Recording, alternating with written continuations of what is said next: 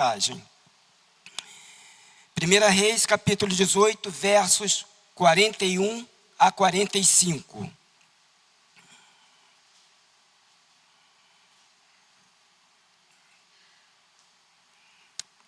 Está escrito assim na palavra do Senhor. Verso 41. Então disse Elias a Acabe: sobe, come e bebe, porque já se ouve ruído de abundante chuva. Subiu Acabe a comer e a beber. Elias, porém, subiu ao cimo do Carmelo e, encurvado para a terra, meteu o rosto entre os joelhos e disse ao seu moço: sobe e olha para o lado do mar. Ele subiu, olhou e disse: não há nada. Então lhe disse Elias: volta, e assim por 7 vezes. A 7ª vez disse: eis que se levanta do mar uma nuvem pequena como a palma da mão de um homem. Então disse ele: sobe e dize a Acabe: aparelha o teu carro e desce, para que a chuva não o detenha. Dentro em pouco os céus se enegreceram com nuvens e vento, e caiu grande chuva. Só até aqui, meus irmãos. Louvado seja Deus pela sua santa palavra. Oremos. Amado Deus, querido Pai, nós glorificamos o teu santo nome nesta noite, Senhor. E através da mensagem, Senhor, desta noite, Senhor, eu oro a Ti, Pai, para que o Senhor venha falar ao coração dos meus irmãos, Senhor, assim como o Senhor falou comigo, Senhor, me encorajando, ó Deus e meu Pai, em cada versículo, em cada capítulo, ó Deus, para que essa mensagem pudesse ser compartilhada agora com meus irmãos, Senhor. Obrigado, meu Deus e meu Pai, por tudo aquilo que o Senhor tem trabalhado em minha vida, Senhor, para que eu pudesse, ó Deus e Pai, estar aqui pronto diante de Ti, Senhor, diante da igreja e transmitir aquilo, Pai, que o Senhor quer, que é do seu coração, Senhor, que nada vem de mim, Senhor, que eu seja apenas o instrumento da Tua palavra nesta noite, Pai. Esta é a oração que eu te faço, em nome de Jesus, e a igreja diga amém. Os irmãos podem tomar assento.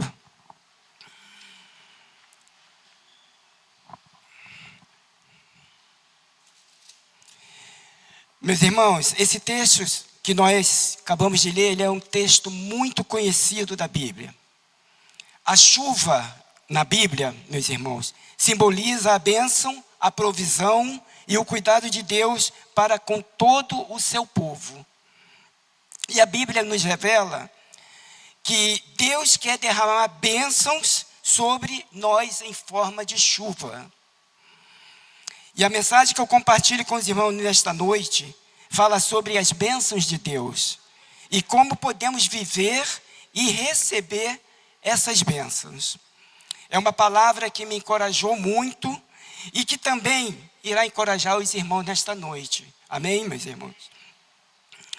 Deus nos abençoa, mas essa é uma verdade, meus irmãos, e que faz bem a gente ouvir que Deus é um Deus abençoador, que Ele é um Deus que abençoa. E o melhor ainda, meus irmãos, é saber como podemos viver as bênçãos de Deus.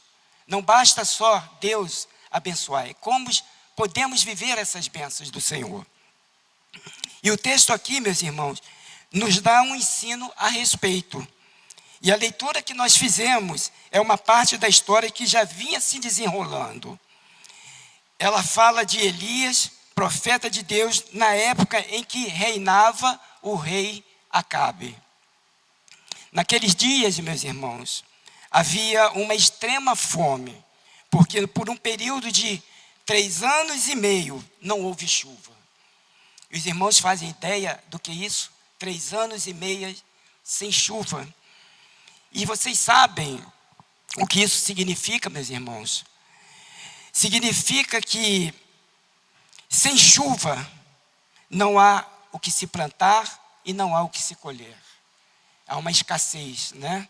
Aqui muitas das vezes, quando nossa região tem uma escassez de chuva aí, já começa a apresentar alguns problemas nas colheitas, nas grandes granjas, né, e hortas por aí, começa a faltar gêneros alimentícios, né? Porque há uma escassez, há uma chuva, né? E a parte do texto que nós lemos, ele nos coloca no final desses 3 anos e meio, isso que nós acabamos agora de ler. O capítulo 18, no verso 1, ele diz assim, ele já inicia detalhando essa ocasião, que está assim escrito. Capítulo 18, verso 1. Muito tempo depois, veio a palavra do Senhor a Elias, no 3º ano, dizendo: vai, apresenta-te a Acabe, porque darei chuva sobre a terra.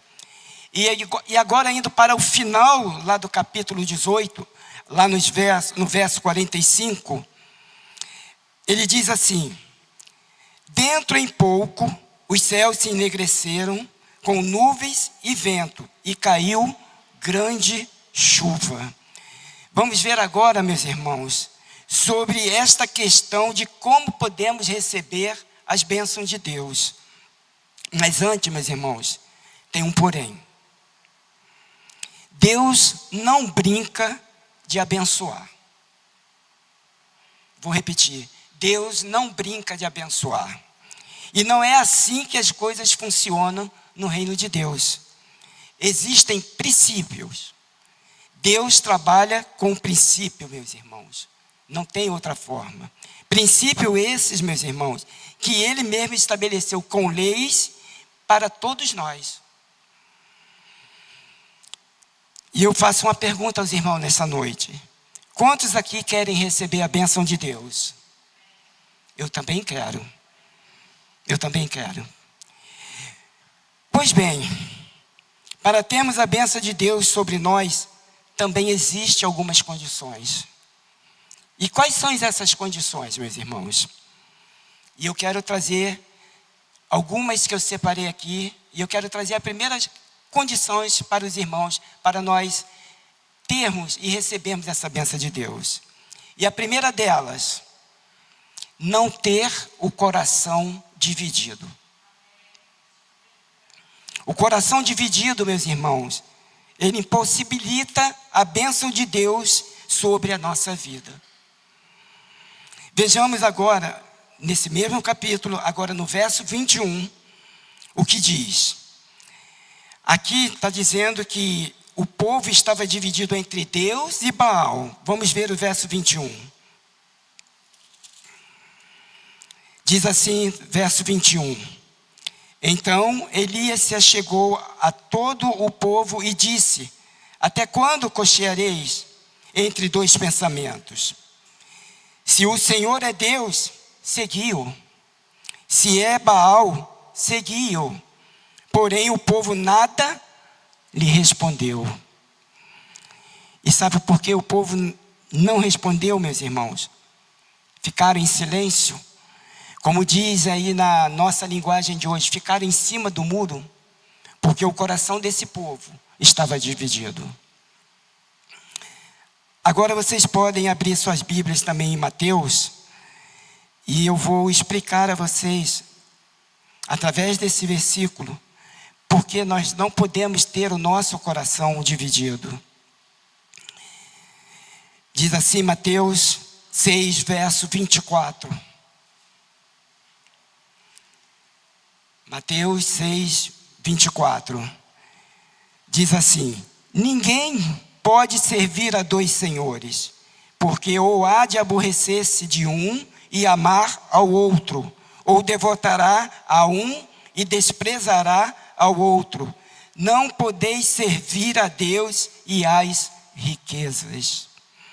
E vejam, meus irmãos, que nesse versículo da Bíblia, a riqueza, ela é personificada como rival de Deus. A Bíblia nos ensina que só devemos adorar e prestar culto somente a Deus.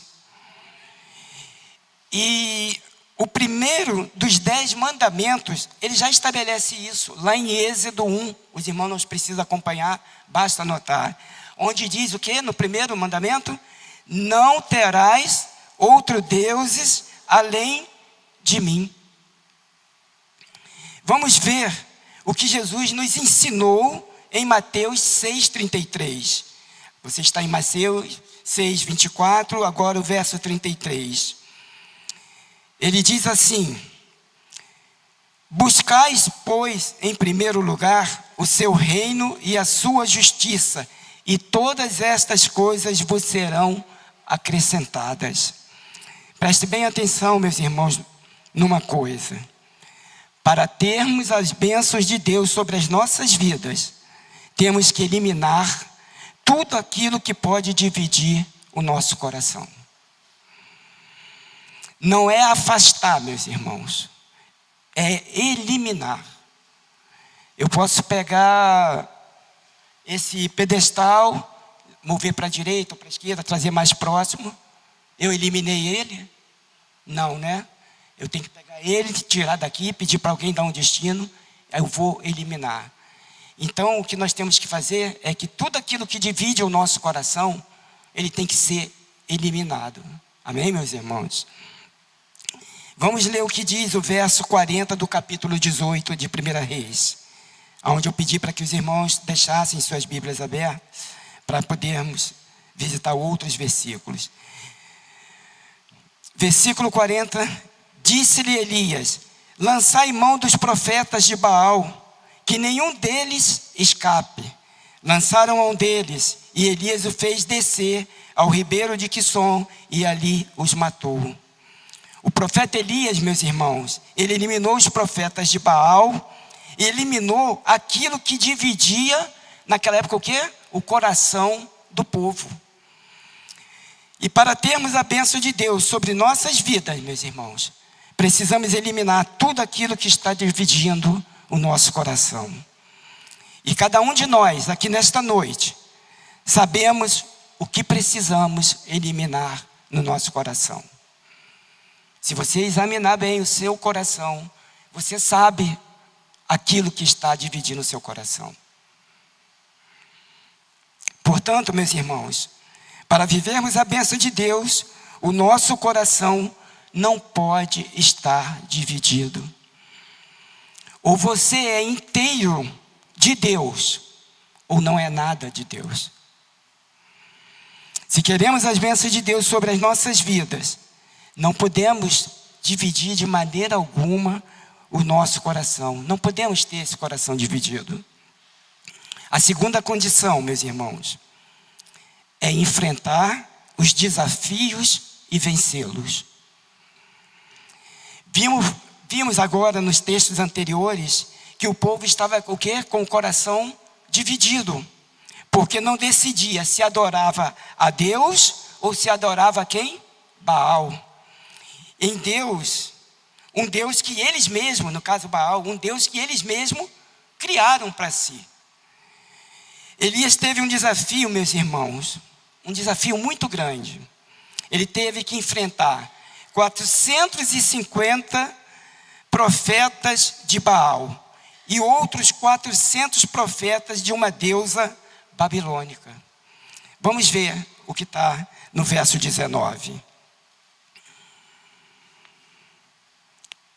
Verso 19 do capítulo 18, o qual nós estamos navegando por esses versículos. Diz assim: agora, pois manda juntar a mim todo Israel no Monte Carmelo, como também os 450 profetas de Baal e os 400 profetas dos postos ídolos que comem da mesa de Jezabel. Meus irmãos, esse era um desafio tremendo para Elias, porque era Elias contra 850. E eu pergunto aos irmãos, nesta noite, quais são os seus desafios? Quais são os seus desafios? Muitas vezes, meus irmãos, a bênção de Deus vem depois de um grande desafio vencido.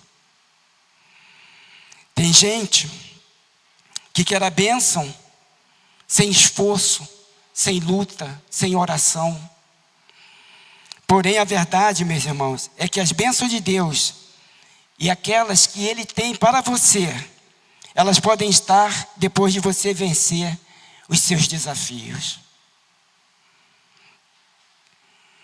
E se você tem na sua vida, meus irmãos, algum desafio, alguma coisa que precisa ser vencida ou superada, se esforce, se empenhe por vencê-los e coloque diante de Deus e ore. Ore que você terá a resposta do Senhor. Porque a bênção de Deus, ela pode estar logo depois desse grande desafio vencido. A terceira condição, meus irmãos, que eu trago nesta noite, é ser submisso à autoridade espiritual que Deus colocou sobre a sua vida, sobre a minha vida e sobre a vida da igreja. Elias era o profeta de Deus para aquele povo. Era o líder espiritual daquele povo. Vejamos o que diz o verso 30, ainda no capítulo 18. Verso 30 diz assim: Então Elias disse a todo o povo: chegai-vos a mim. E todo o povo se chegou a ele. Mais abaixo um pouquinho, no verso 33 e 34, diz assim: Elias disse, então armou a lenha, dividiu o novilho em pedaços, pô-lo sobre a lenha e disse: enchei de água 4 cântaros e derramai-a sobre o holocausto e sobre a lenha. Disse ainda: fazei-o a segunda vez. E o fizeram. Disse mais: fazei-o a terceira vez. E o fizeram terceira vez. Elias mandou que o povo fizesse de novo, meus irmãos.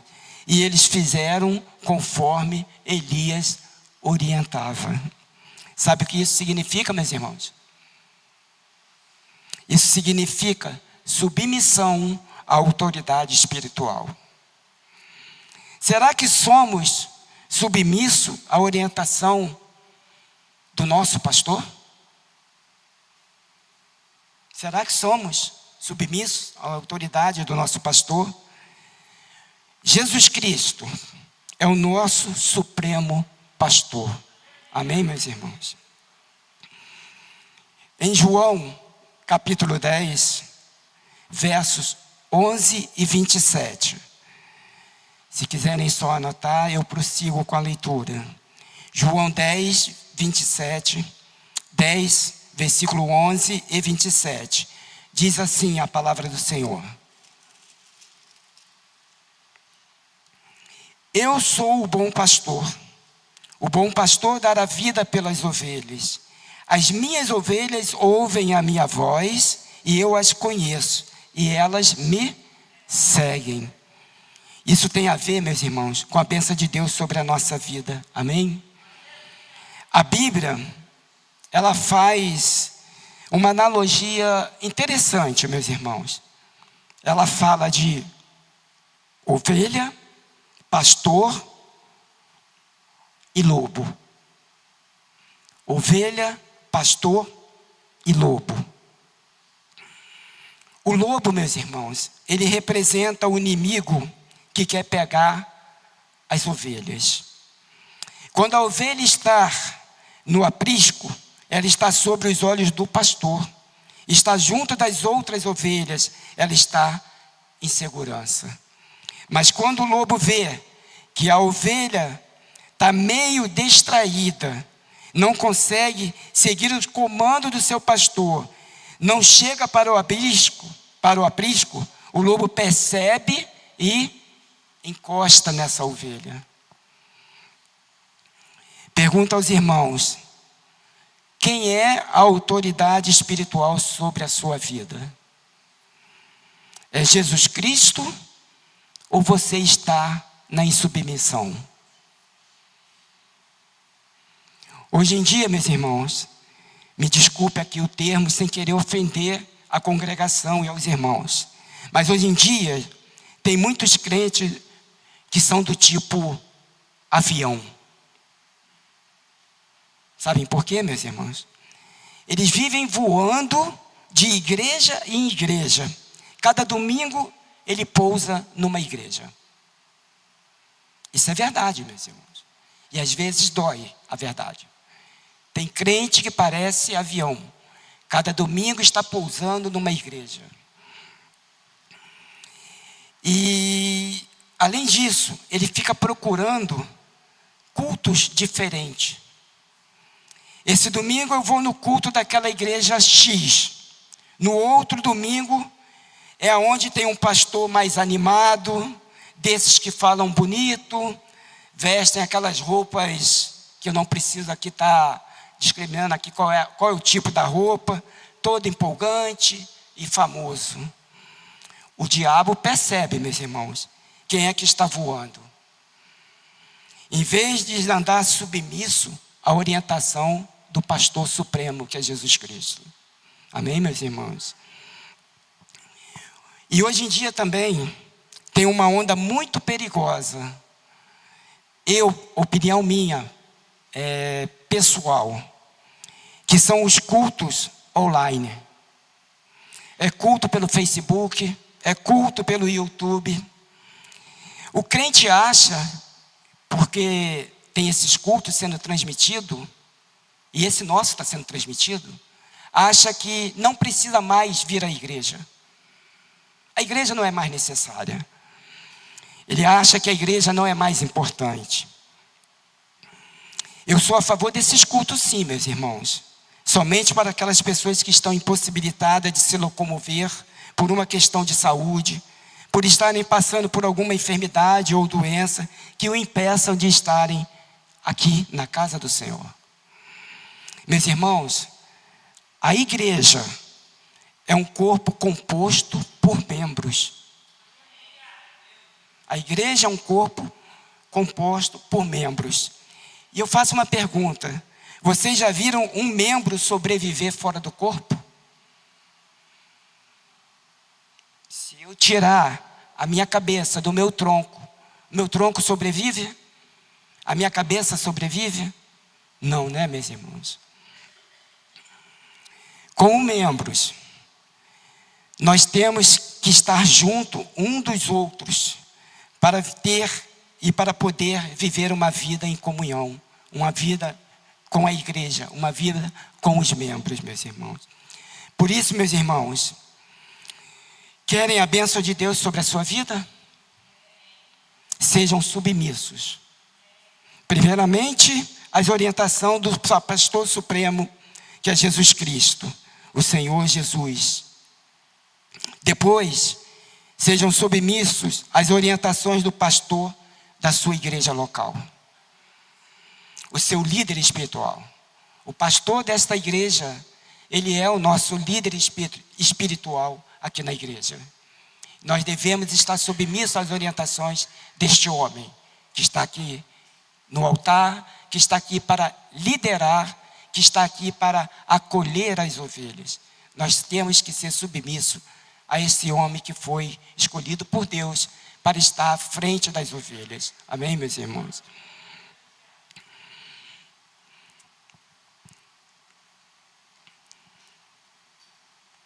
Todas as vezes que Elias dava um comando, meus irmãos, aquele povo seguia os comandos de Elias. A quarta condição, meus irmãos, para termos a bênção de Deus sobre as nossas vidas: o altar tem que estar restaurado. Vejamos a segunda parte do verso 30, o que diz.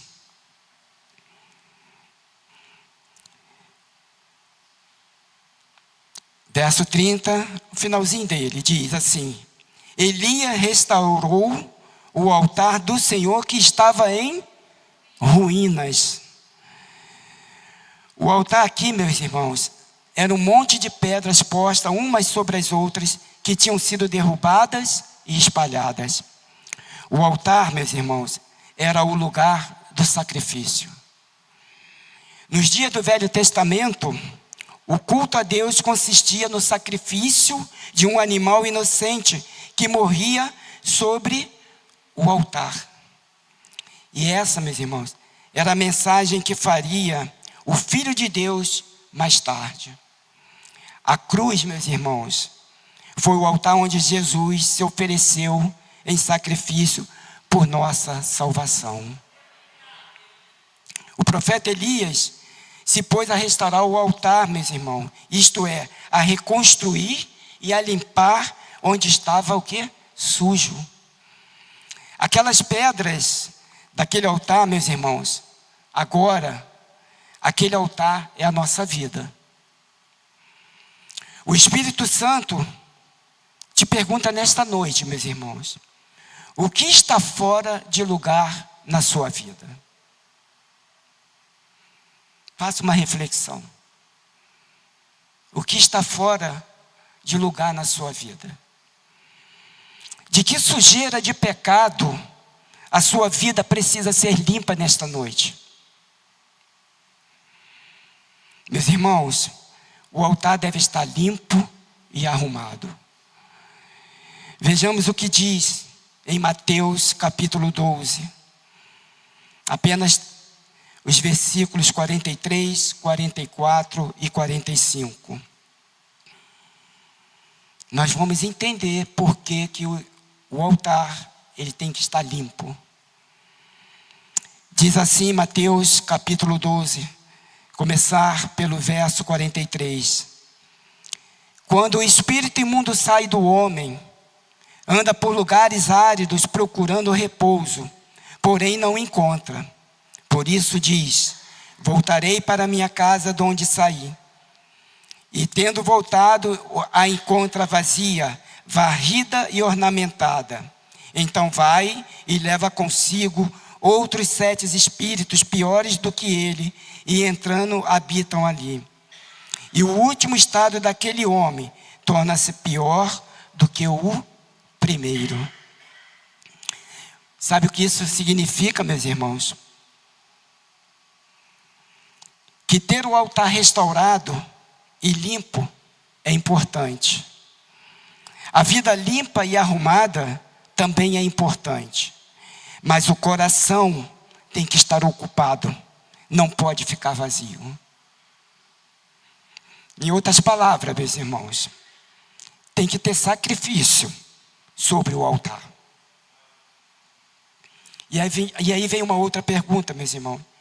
E que tipo de sacrifício é esse? Na época do Velho Testamento, era o sacrifício de um animal. E nos dias de hoje, que sacrifício é esse, meus irmãos? Vejamos o que a Bíblia diz. Abra comigo a sua Bíblia na primeira epístola de Pedro, no capítulo 2. 1 Pedro, capítulo 2.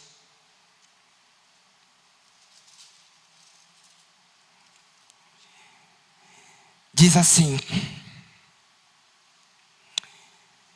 também vós mesmo, como pedras que vivem, sois edificados, casa espiritual, para ser de sacerdócio santo, a fim de oferecer de sacrifícios espirituais, agradáveis a Deus, por intermédio de Jesus Cristo. E eu continuo perguntando, meu irmão, que sacrifícios são esses? Vamos ver o que Paulo nos responde em Romanos 12, verso 1 e 2. Romanos 12, versos 1 e 2.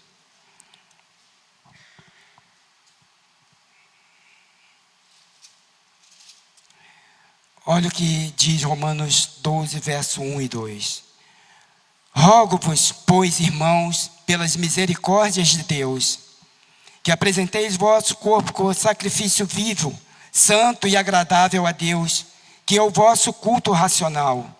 E não vos conformei com este século, mas transformai-vos pela renovação da vossa mente, para que experimenteis a qual seja a boa, agradável e perfeita vontade de Deus. Amém, meus irmãos? Quando o apóstolo Paulo diz aqui, já começa falando, rogo-vos, meus irmãos. O sentido aqui é imploro, eu faço um apelo. Portanto, meus irmãos, não é um mero pedido. Paulo está implorando aos crentes que façam o quê, meus irmãos? O que Paulo está implorando? Que apresenteis o vosso corpo por sacrifício vivo, santo e agradável a Deus. Veja o que diz agora o capítulo 1 de Coríntios, capítulo 6, verso 18. 1 Coríntios, capítulo 6, verso 18.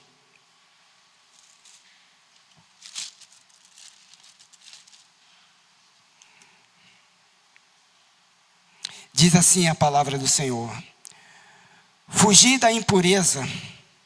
Qualquer outro pecado que uma pessoa cometer é fora do corpo, mas aquele que pratica a imoralidade peca contra o próprio corpo.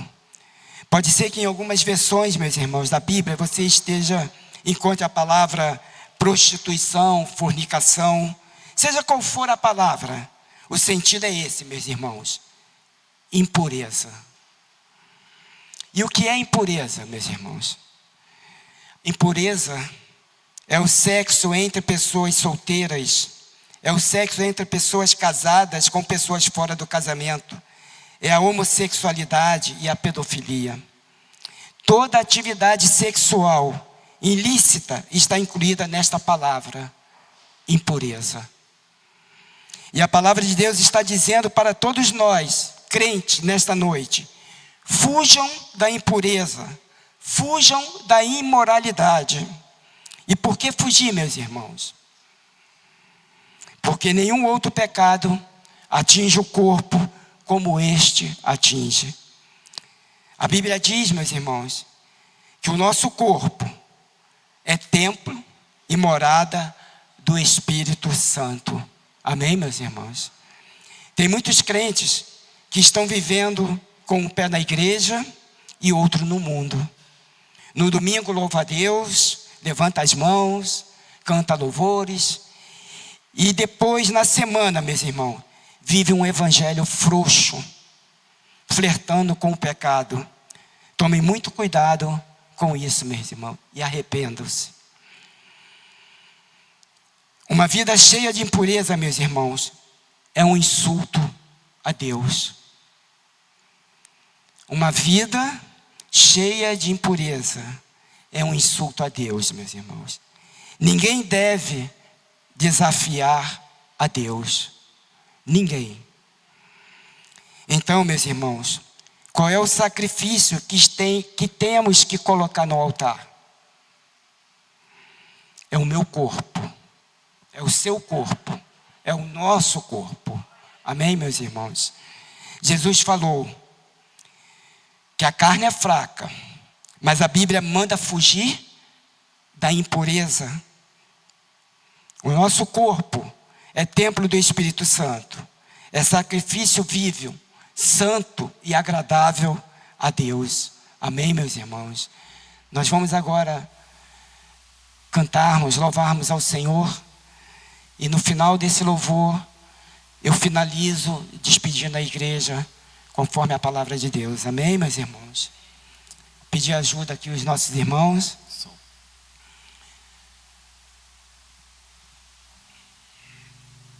Aleluia, Senhor. Louvado seja o teu santo nome, meu Pai.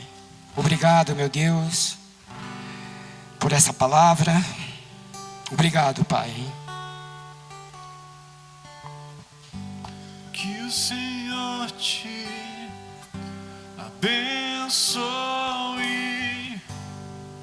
e faça brilhar seu rosto em ti, que conceda sua graça e te dê paz. Amém, amém, amém,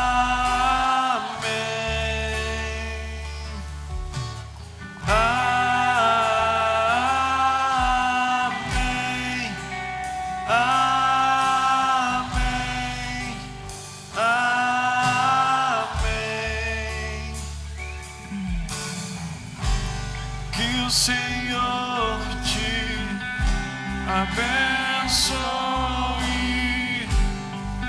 e faça brilhar seu rosto em ti, que conceda sua graça e te dê paz.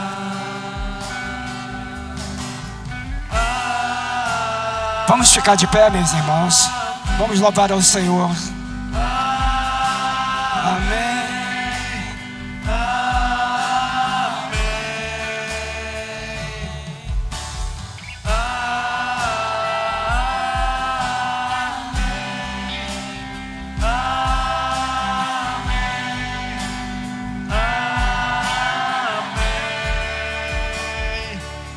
Que a bênção se derrame até 1000 gerações, a família e teus filhos e os filhos de teus filhos.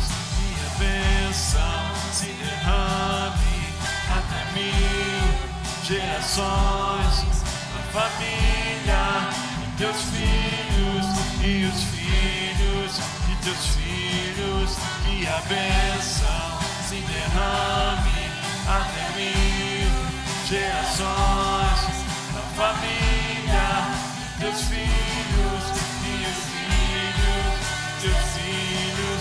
Sua presença te acompanhe por detrás, por diante, do teu lado, é em ti, é contigo, é por ti. É contigo, é por ti, é contigo, é por ti, é contigo, é por ti, é contigo.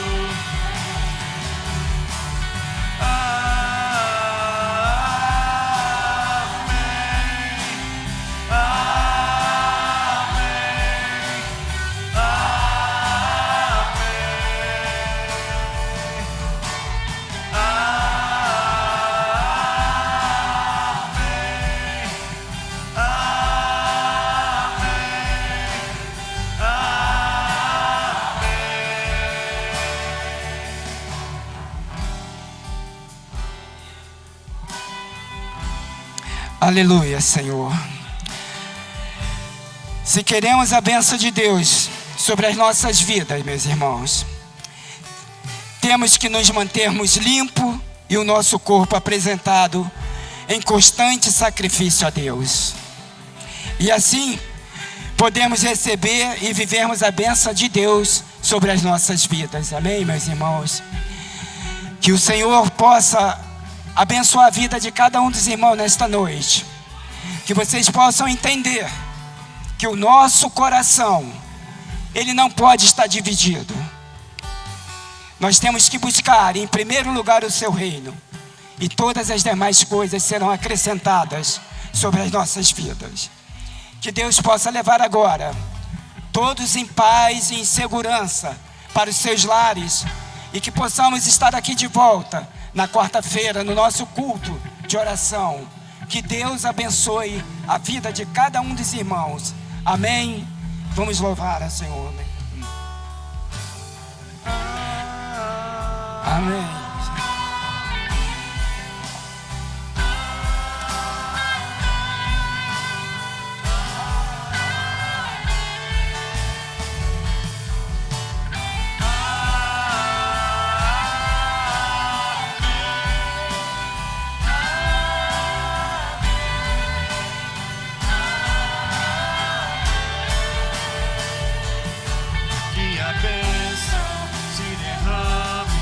Até 1000 gerações, da família, teus filhos e os filhos dos teus filhos.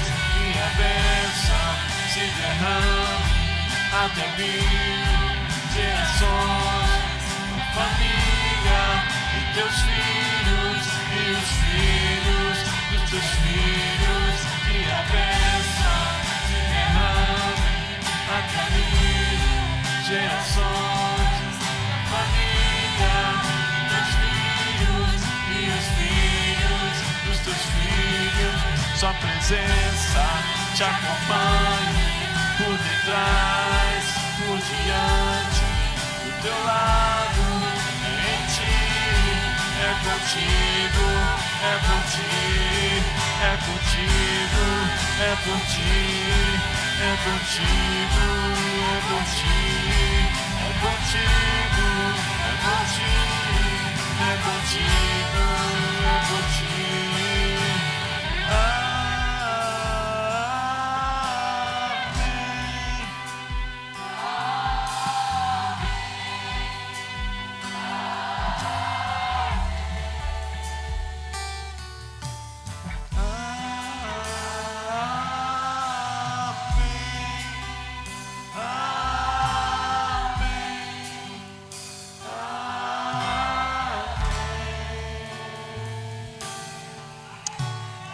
Amém, meus irmãos. Vamos dar uma salva de palmas ao Senhor.